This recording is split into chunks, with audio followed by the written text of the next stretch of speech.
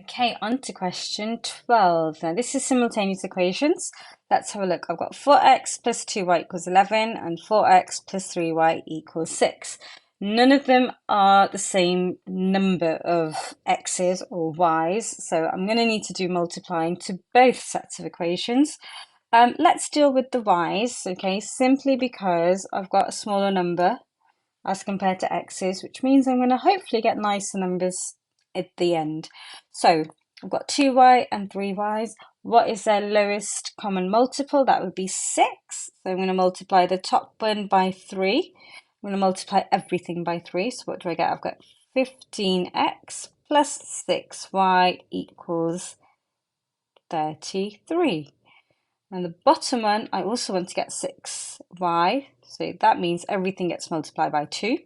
I've got 8x plus 6y equals 12. Okay, we want to eliminate the y's. The signs for the y's are the same.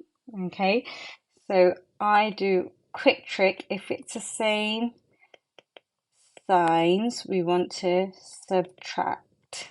So I'm going to take away the 2. So taking away, what am I left with?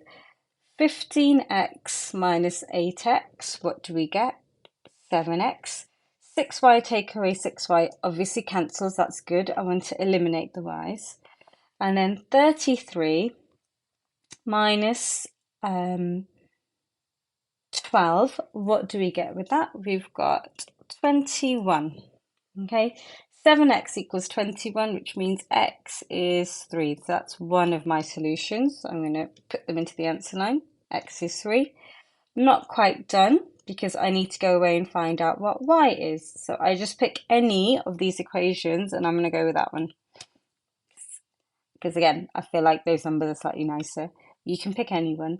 I'm going to sub that back in. So 5 times x, but we now know x is 3.